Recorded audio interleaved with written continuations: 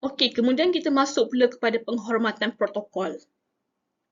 Okay, so selalunya bila kita menghadiri mana-mana majlis, definitely kita akan ada tetamu-tetamu kehormat. Jadi sebagai seorang public speaker, seorang penyampai, penting sangat untuk you sebelum event berlangsung, you kena contact you punya organizer. You kena tanya penganjur, kena tanya organizer you, siapa tetamu yang hadir pada majlis tersebut. Dapatkan nama mereka. Dia kalau mereka, you nak kena tahu. Katakanlah penganjur kata, oh yang datang majlis kita nanti adalah Sultan. Jadi bila Sultan datang, you kena tahu penghormatan protokol. Apa sebutan protokol yang kita perlu gunakan tu, salutation tu kena betul kan? Kalau ada VVIP, Tan Sri ke Datuk Seri ke Perdana Menteri ke, semua tu that's why you perlu tahu siapa audien you sebab you nak letakkan penghormatan protokol yang betul. Okay, kalau kita salah guna salutation ataupun kita salah penghormatan protokol ni, dia automatically akan menyebabkan orang tahu yang kita ni tak profesional, orang tahu kita ni tak banyak buat research kan, lebih kurang dia hentang promo je. Jadi kita tak nak lah benda-benda yang tak elok tu orang cakap pasal kita. Okay? Apa-apa hal pun sebagai seorang public speaker, you kena always do the best. Okay, termasuklah you kena tahu siapa tetamu VIP pada majlis tersebut sebab you nak dapatkan penghormatan protokol yang betul, yang tepat. You nak address you punya tetamu tu dengan betul sebagai tanda penghargaan dan penghormatan kita kepada mereka yang hadir lah. Okay? Jadi di sini ada beberapa panduan dalam menyampaikan ucapan, maksudnya dalam sebutan protokol ya, ada beberapa saya nyatakan di sini. Yang pertama adalah yang mulia. Okay, yang mulia, yang amat mulia, normally merujuk kepada kerabat-kerabat diraja lah. Okay, kalau tetamu you yang hadir tu sultan-sultan, agung, orang-orang istana ya, orang-orang yang keturunan raja ni, jadi kenalah guna perkataan yang mulia.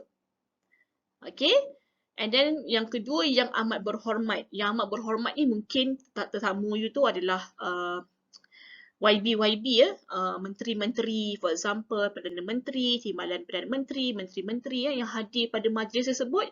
Jadi kita akan guna perkataan yang amat berhormat. Okay? Kalau yang amat berbahagia ni adalah merujuk kepada title-title lain lah. Mungkin Datuk-Datuk, Tan Sri ke, Profesor ke, Doktor-Doktor ke datang. Jadi you akan guna perkataan yang amat berbahagia lah. Okay? Dan yang amat setia ni merujuk kepada siapa? Okey, ini kalau you punya majlis tu yang dihadiri oleh polis ketua polis negara ke, ketua polis daerah ke, ketua polis negeri ke, dia punya salutation tu adalah ataupun protokol, sebutan protokol dia adalah yang amat setia. Okey.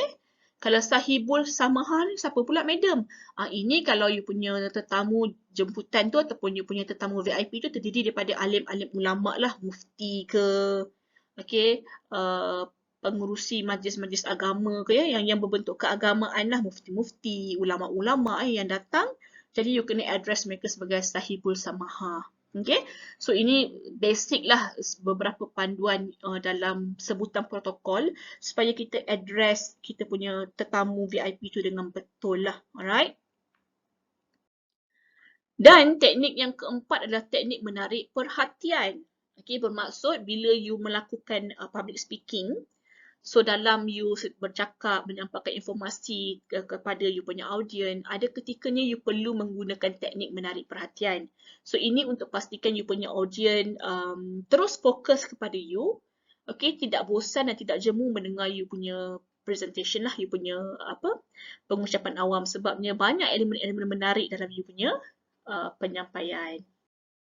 Okey, slide ini adalah berkaitan dengan teknik menarik perhatian audien. Bermaksud sebagai seorang public speaker, you kena tahu okey, apa teknik-teknik yang you boleh gunakan untuk menarik perhatian pendengar ataupun audien you. Okey, because bila kita berucap agak lama, katakanlah lebih 20 minit ya, you kena faham lah orang kat bawah tu bila asyik mendengar je dia akan mula rasa mengantuk lah, bosan lah kan, mulalah nak keluarkan handphone tengok Facebook, mulalah nak buka Twitter, nak buka TikTok kan, dah malas nak dengar ucapan you. Okay, that's why kita ni sebagai seorang public speaker, kita kena prihatin, kita kena memahami audien kita.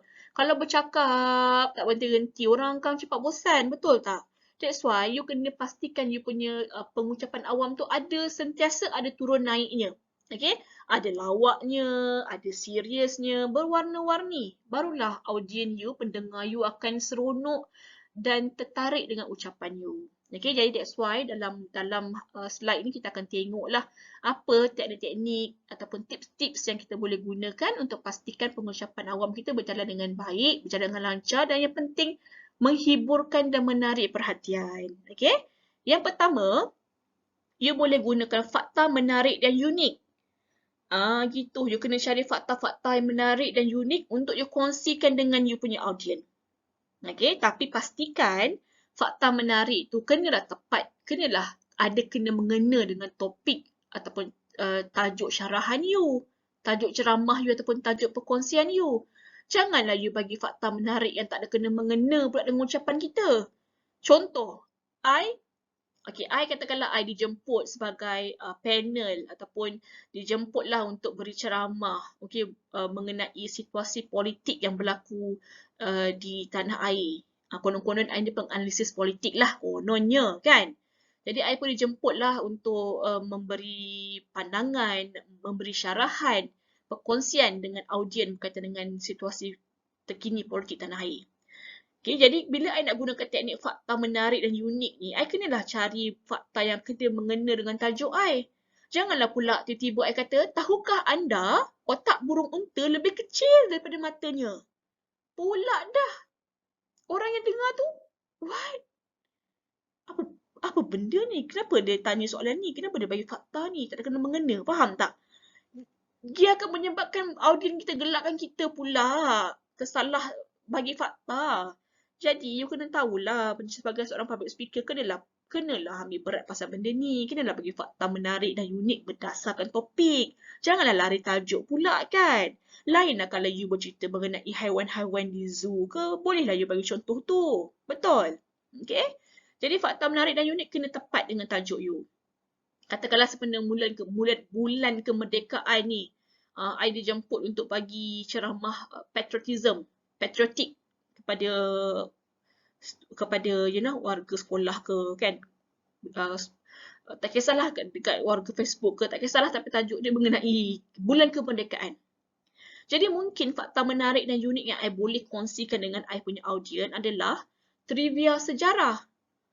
Katakanlah bulan kemerdekaan ni kan, hari ni berapa bulan? 23 Ogos for example ya. 23 Ogos. Mungkin I boleh sharekan trivia sejarah dengan I punya audien. 23 hari bulan ni apa yang ada trivia sejarah, nanti I tengok. Okey, dah jumpa dah. Okey.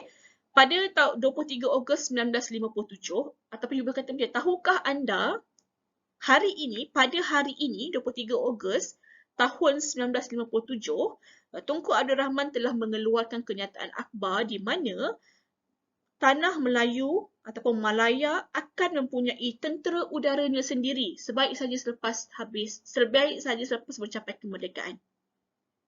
Maknanya pada hari ini 23 Ogos tahun 1957, kita punya Tunku Abdul Rahman dia dah keluarkan press statement, dia keluarkan kenyataan akhbar di mana beliau mengatakan bahawa Malaya ataupun tanah Melayu akan mempunyai tentera udaranya sendiri sebaik saja lepas mencapai kemerdekaan.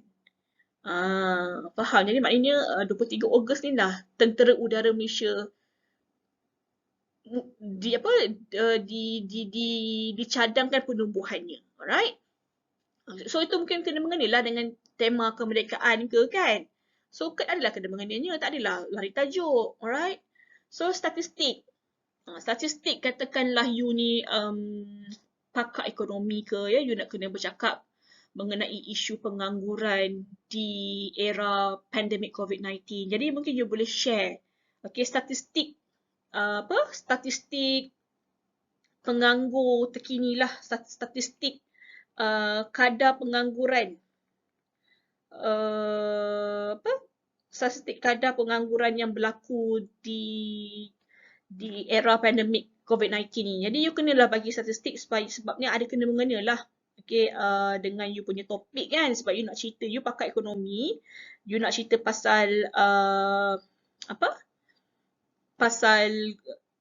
ekonomi. Okay, jadi you bolehlah ceritalah benda ni dia relevan lah. Katakan contoh you nak bagi tahu dekat sini. Ketika ini Malaysia mengalami kadar pengangguran yang tinggi iaitu sebanyak 4.8%. Okey, iaitu sejumlah 768,700 orang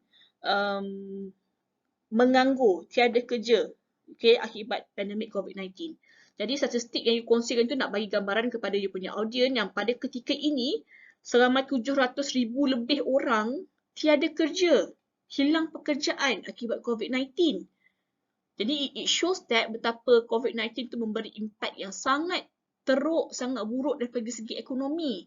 Negara kita, orang hilang pendapatan, orang hilang punca ekonomi. Bila ramai yang menganggur, ramai yang tak ada kerja, kita punya purchasing power, kuasa beli rakyat semakin berkurangan. Bila kuasa beli rakyat berkurangan, rakyat tak mampu membeli, tak mampu nak membeli, tak mampu nak beli barang lah sebab tak ada pendapatan, dia akan menyebabkan stimulation ekonomi punya stimulasi ekonomi kita menjadi lebih slow lah. Sebab tak ramai orang membeli, tak ada purchasing power tu tak ada. Mungkin sebab ramai orang menganggur, tak ada kerja, tak ada duit. Tak ada siapa pun nak membeli, tak ada kuasa beli.